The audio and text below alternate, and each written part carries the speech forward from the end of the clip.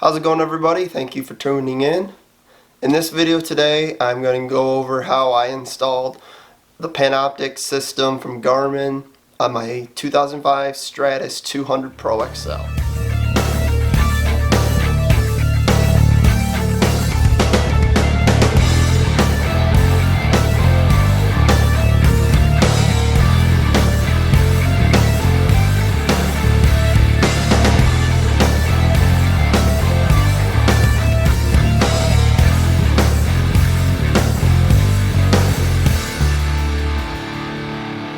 Alrighty guys, in this video, like I said, I'm going to go over how I installed panoptix on my boat.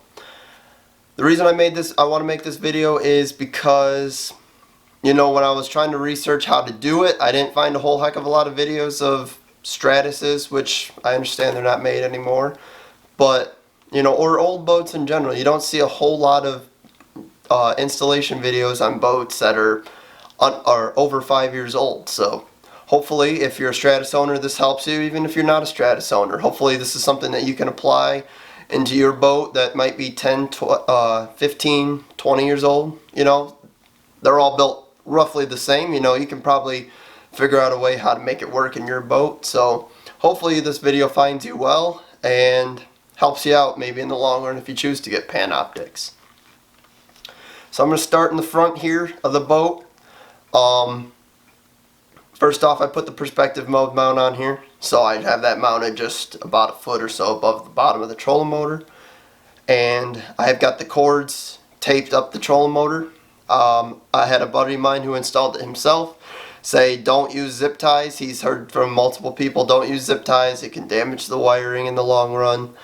And so I just used electrical tape, plus electrical tape is a little cleaner. And you don't want to damage a cord that you just spent $1,000 on, because you don't want to have to replace the transducer again if you don't have to. So electrical tape, it's a cheap, easy option, just as a helpful tip for installing. Then I have it running up the trolling motor cable here, and on my Stratos here at the front of the boat, there's a little black, I don't know, what do you want to call it? But there was this little black piece that was covering the hole there that the previous owner, who had a Garmin already at the front here, a 7-inch, which I still have, they ran the power cords and transducer cables through there, so I just cut the hole a little bit bigger so I don't have to worry about cutting another hole or finding another way into the boat any other way. Just trying to keep it as clean and professional as I possibly can. So I'll go and show you, since we're here at the front, we'll show you what I got to mount it on. I bought a straight up mount. A buddy of mine had one and I really liked the way that it looked. And so I bought one. The dual plate is what they call it, that goes on top. It allows you to mount 2 units on the one plate there. And I like the concept of it. And so mostly that's what I'm going to go with. If I like the concept and I like the product, then that's something that I'm going to go with, And so I put those on there. I've got the 9-inch at the front, the 7-inch on the higher end here, just keeping the big screen closer to me so I can, and that's the one that I'm going to be mostly watching the most anyways.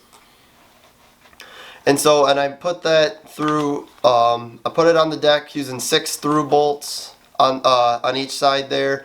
I think they were originally made for a 1/4 inch, but I think I used 5/16 bolts. I just upped it a little bit. It's made out of aluminum. You can drill the holes out if you need to. It's very soft, very easy to do, but I'm going to fish St. Clair a lot. I have fished St. Clair since putting this mount on, and I just wanted the biggest bolts that I could put onto it without being too overkill or damaging the mount.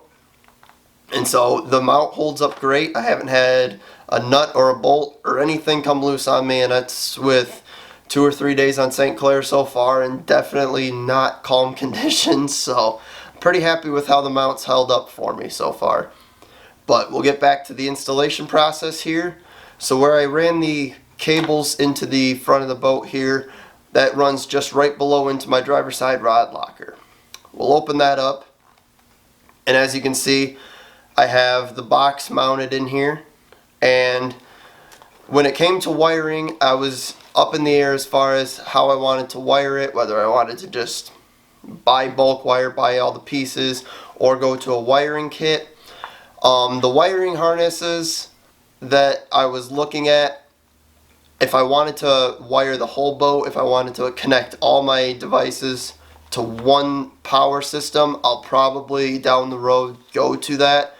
But since all I wanted to do is I got the unit in and I just wanted to make sure I had it powered and done correctly, I went through the bass tank. They have an installation kit that's about $150. On the back side of the insert, they have a diagram on how to run it, and they give you more than enough pieces inside of here to power that unit and run it wherever in the boat that you need to go. They give you 30 foot of marine cable of 10 gauge wire, so you're getting a crisp, clean signal from the battery, so you're not getting any sort of interference or any weak signals at all on the unit. And having used it, like I said, I've installed this a couple months ago, and having used it so far, haven't had any issues with any sort of interference or, like I said, any of the mounts or anything coming loose. So I'm very happy with how the job turned out. I had a buddy help me. It took us, with the snake in and everything, it probably took us maybe 3 to 4 hours. So it's something you want to do on a day off. If you can find somebody to help you, that definitely helps. As you can see inside the rod locker here, all of the units are powered into this little terminal box here up in the front. That's just where all the little wires and stuff go, and then I have the big 10 gauge wire hooked up into there, and that way there's just one wire running to the back of the boat. When it came to snaking the wire, I had a couple issues. What I ended up doing is on my Stratos, I have the plug-in that charges the batteries is on the driver's side, and so I took that out, and there's a little hole in the boat there that was about halfway, and that was the easiest way that I could find to snake the wire, and I snaked half of it through the front and then pulled it through and then snaked the rest of it through the back. To me, that was just how I ran it, just because I was having a hard time finding the snake and how we were running it through the boat. So that could just be an error on my part, but just as a little tip, that's how I ran it in my install. And so as we get to the back of the boat here, you can see I have the wiring coming through here, and I have it run to this little circuit breaker. That way I can turn it on and off, and if the boat's in the parking lot, whether it's sitting out in the middle of the lake, if I'm just not using the panoptix, I'll shut it off. That way there's no excess battery draw on something that I don't need, because the last thing you need is excess draw or damage to your battery when you're out in the middle of the lake. And in my case, like I said, I fish Lake St. Clair. You don't want to get stuck out there if you don't have to be. And here I just have it running right to my cranking battery. So I've thought about putting another battery in here. As you can see, it's a little tight back here. I've got a 36 volt trolling motor, so I've already got 4 batteries. So it's a little tough right now to try and figure out where I could possibly fit a 5th battery. Like I said, that's something I can maybe think about down the road. But that's just a quick rundown about how I ran it and the products that I used in order to install the panoptix. I hope this video maybe was informative for you. If you have any questions, just go ahead and leave them down below in the comments.